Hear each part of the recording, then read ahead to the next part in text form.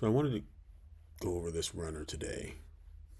WULF, trading at $8.05 or 6 cents, and you got this huge volume candle, about 230 million. So for the day, it's looking like it's holding these levels. So going into for the year, we look back and you got some resistance here at 850 and again at 930. It's already past the volume resistance here in this area, and it's currently holding that for support.